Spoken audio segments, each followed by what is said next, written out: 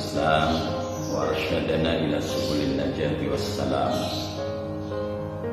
الصلاة والسلام على خير الأنام حبيبنا وشفيعنا وقرة أعيننا سيدنا ومولانا محمد وعلى آله وأصحابه ومن تبعهم بإحسان إلى يوم القيامة. Amma ba'du. Para jamaah yang dirahmati oleh Allah Subhanahu wa taala, alhamdulillah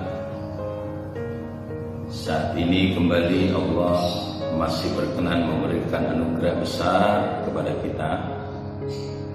Iman Islam masih dilekatkan oleh Allah di dada kita.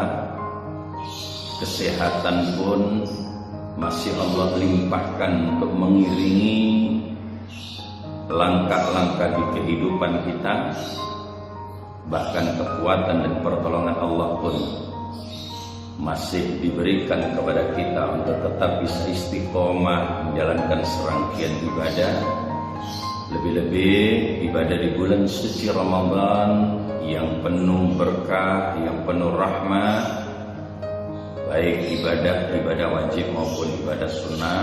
Mudah-mudahan seluruh rangkaian ibadah kita senantiasa diterima oleh Allah Subhanahu wa taala, mampu mengantarkan kita untuk menggapai rahmat dan maghfirah dari Allah Subhanahu wa taala, dan pada gilirannya Allah akan berkenan menyelamatkan kita dari ancaman siksa api neraka. Amin ya rabbal alamin. Bapak dan Ibu jamaah yang dirahmati oleh Allah Subhanahu wa taala, salah seorang ulama besar di kalangan tabi'in, beliau Syekh Hasan Al-Basri, pernah memberikan nasihat kepada kita tentang rusaknya hati. Ini penting untuk kita karena sesungguhnya keadaan atau kondisi hati kita akan menentukan segalanya dalam kehidupan kita. Sampai-sampai Rasulullah SAW pun mengingatkan kepada kita dalam sebuah sabda beliau, ala wa inna fil jasadi mudghah, idza saluhat saluhal jasadu kulluh wa idza fasadat fasadal jasadu kulluh, ala wahiyal qalb. Inti dari hadis itu mengingatkan kepada kita betapa pentingnya peran hati. Ketika hati seseorang itu baik, maka seluruh jasadnya akan menjadi baik. Demikian pula ketika keadaan hati seseorang itu rusak, maka seluruh jasadnya akan menjadi rusak. Karena itu di kesempatan ini patut kiranya kita menyimak apa yang dinasihatkan oleh beliau Syekh Hasan Al-Basri, salah seorang ulama besar di kalangan tabi'in. Beliau mengatakan, inna fasadal qulub an sittati asya. Sesungguhnya rusaknya hati itu disebabkan karena 6 perkara. Kita simak baik-baik untuk bahan kita melakukan introspeksi diri. Modal kita untuk melakukan koreksi terhadap keadaan diri kita, keadaan hati kita. Akankah 6 perkara yang bisa menyebabkan rusaknya hati kita ternyata masih bersemayam di dalam diri kita? Kalau memang betul-betul sudah hilang, insya Allah hati kita masih akan tetap menjadi hati yang jernih. Hati kita tidak akan mudah rusak, karena 6 penyakit yang merusak hati sudah bisa kita jauhkan dari dalam diri kita. Apa 6 perkara itu? Beliau katakan, awwaluha yuznibuna bi raja'it taubah. Yang pertama, beliau katakan yudnibuna bi raja'it taubah, melakukan perbuatan dosa dengan berharap taubat. Wa fi nuskhatin biraja'ir rahmah. Dalam keterangan yang lain dikatakan, poin pertama yang beliau katakan adalah melakukan perbuatan dosa dengan berharap rahmat. Sekilas bolehlah kita bingung, nah bukankah orang berharap tobat itu baik? Bukankah orang berharap rahmat itu baik? Ya, sekilas begitu. Tapi yang dimaksud dengan kalimat ini bukan itu.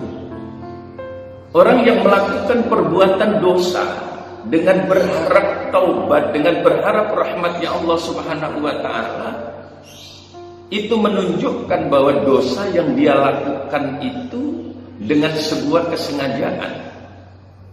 Ini pun corot jawabannya gitu. Alah gampanglah urusan dosa ketemu muri sesuk nek wis pensiun aku tobat beres. Ini yang bahaya. Tidak apa-apalah kita melakukan dosa. Nanti kalau sudah tua saya akan memperbaiki diri. Wah, ini bahaya. Kenapa bahaya? Karena kita tidak pernah tahu kapan batas akhir hidup kita itu. Tidak ada satupun di antara kita yang diberi hak untuk mengetahuinya kecuali saatnya telah tiba. Bahkan Al-Quran menegaskan, idza jaa ajaluhum fala yastakhiruna sa'atan wala yastaqdimun. Kematian itu tidak bisa diundur dan tidak bisa pula diajukan ketika dia telah tiba. Para jemaah yang dirahmati oleh Allah Subhanahu wa ta'ala, karena itu berhati-hatilah.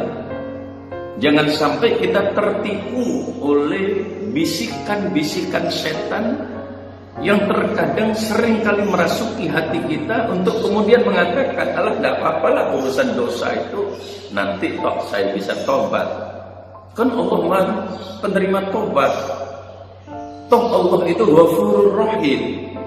Toh Allah itu Maha pemberi rahmat. Luar biasa sekali bisikan setan yang mengelabui kita. Hati-hati. Lalu apa dan bagaimana yang harus kita lakukan? Ya, kita harus berusaha semaksimal mungkin untuk menjauhkan diri kita dari segala bentuk dan jenis dosa. Apakah dosa itu dosa kecil ataukah dosa itu dosa besar? Jangan sampai kita menganggap alah gampang. Ini berbahaya sekali. Ini yang membuat hati kita kemudian menjadi rusak. Kenapa? Akan muncul keberanian untuk melakukan dosa-dosa berikutnya dengan asumsi toh nanti di masa tua saya taubat. Toh nanti kalau sudah pensiun saya bisa memperbaiki diri. Iya, kalau kita tahu. Mati itu rahasia Allah. Tidak ada satupun di antara kita yang tahu. Hidup kita di dunia ini tidak pernah kita ketahui kontraknya sampai kapan. Karena memang kita tidak pernah menandatangani kontrak hidup di dunia. Ngapunten, betul kan? Tidak pernah. Maka berhati-hatilah untuk itu. Kemudian yang kedua, wa ya'lamuna al-ilma wa la ya'malun. Yang menyebabkan hati kita bisa menjadi rusak. Poin kedua yang disampaikan oleh beliau Syekh Hasan Al-Basri adalah ya'lamunal ilma wa la ya'malun. Mengetahui suatu ilmu, memiliki ilmu, tetapi ia tidak mengamalkannya. Apalagi kalau kemudian kita punya ilmu, justru kemudian kita salah gunakan. Ini semakin berbahaya sekali. Orang yang punya ilmu tetapi tidak diamalkan, orang yang punya ilmu tetapi tidak dijalankan, apalagi orang punya ilmu lalu disalahgunakan, Masya Allah. Sudah pasti orang itu kemudian hidupnya tidak semakin dekat dengan Allah, Malah sebaliknya, semakin hari akan semakin jauh dari Allah Subhanahu wa ta'ala. Kita ingat apa yang pernah disabdakan oleh baginda Rasulullah sallallahu alaihi wasallam, "Man izdada ilman wa lam yazdad hudan, lam yazdad minallahi illa bu'dan." Seseorang yang semakin bertambah banyak ilmunya tetapi tidak semakin banyak menerima hidayah, tidak semakin banyak menerima petunjuk, maka orang itu tidak semakin dekat kepada Allah, justru akan semakin jauh, menjauh, bahkan makin tambah jauh dari Allah Subhanahu wa ta'ala. Naudzubillah.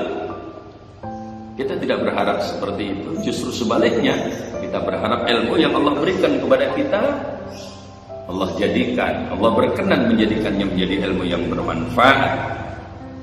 Sebab ilmu yang tidak bermanfaat itu disampaikan pula di dalam sebuah hadis, al-ilmu bila amalin kasyajari bila samarin. Ilmu yang tidak diamalkan itu artinya ilmu yang tidak bermanfaat. Itu seperti pohon yang tidak pernah berbuah. Mari kita berupaya dengan ilmu yang ada pada diri kita. Kemampuan dan kecerdasan akal pikir kita benar-benar bisa kita optimalkan untuk bisa semakin dekat kepada Allah, semakin dekat kepada Allah, dan makin dekat kepada Allah. Sehingga apa yang kita ucapkan itu benar-benar bisa kita laksanakan. Apa yang kita sampaikan menjadi bagian dari apa yang kita amalkan. Jangan sampai kita hanya pandai bersilat lidah, pandai berkata-kata, pandai berucap, tetapi tidak mau melaksanakan apa yang diucapkan. Bicara tentang kejujuran, tapi ternyata dirinya jauh lebih banyak melakukan kebohongan. Bicara tentang keadilan, fasik banget kalau sudah ngomong tentang keadilan. Tapi yang dilakukannya justru banyak kezaliman, mendolimi dirinya sendiri, mendolimi orang lain.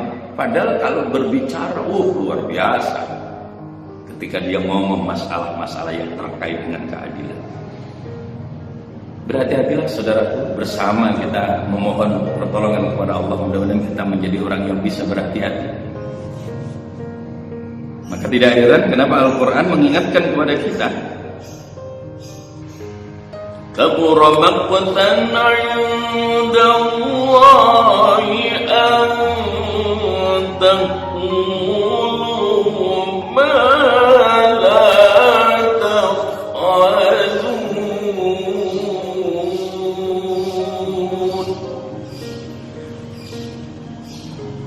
Na'udzubillah. Masya Allah, betapa besar ancaman yang Allah berikan kepada orang-orang yang hanya bisa berucap tapi dia tidak mau mengamalkan apa yang dia ucapkan. Hanya bisa berpidato, hanya bisa berkata-kata. Bahkan kadang-kadang pidatonya, kata-katanya menarik perhatian orang, bahkan membuat orang terpesona. Tapi sayang, apa yang diucapkan yang bisa mempesona orang lain itu nol besar di dalam diri kita, di dalam dirinya. Masya Allah, na'udzubillah. Mudah-mudahan Allah Subhanahu wa ta'ala menyelamatkan kita agar kita tidak termasuk golongan orang-orang yang terancam seperti apa yang disampaikan oleh ayat ini. Dengan demikian maka setiap ilmu yang Allah berikan kepada kita, mari kita upayakan menjadi modal kita untuk melakukan sebuah amal. Artinya apa? Ilmu yang ada pada diri kita, kita usahakan benar-benar bisa menjadi ilmu yang bermanfaat, ilmu yang bisa kita amalkan. Lalu kemudian apa lagi? Yang ketiga kata beliau, wa idza amilu la yukhlisun, yang membuat hati kita semakin rusak, bisa menjadi rusak, yaitu apabila kita melakukan sebuah amal tetapi tidak ikhlas di dalam mengamalkannya. Melakukan sebuah amalan, melakukan satu perbuatan baik, tetapi perbuatan baiknya itu dilakukan dengan ketidakikhlasan, ini juga akan merusak hati kita. Bahkan kemudian amal-amal baik yang kita lakukan dengan ketidakikhlasan itu menjadi penyebab tidak diterimanya amal baik kita itu. Na'udzubillah. Para jamaah rahimakumullah, lebih lanjut kajian kita insyaallah akan kita lanjutkan pada episode berikutnya. Dengan penuh harap mudah-mudahan Allah masih berkenan memberikan tambahan hidayah di dalam hati kita, sehingga kita bisa tertuntun dalam setiap ilmu yang Allah berikan kepada kita menjadi ilmu yang bermanfaat, bisa menjadikan kita semakin bertambah kuat iman dan takwanya. Lebih-lebih berharap dengan berkah bulan suci Ramadan ini, semoga Allah Subhanahu wa taala menerima seluruh amal ibadah dan amal salat kita. Demikian, kurang dan lebihnya mohon maaf. Hadanallahu wa iyyakum ajma'in. Assalamualaikum warahmatullahi wabarakatuh.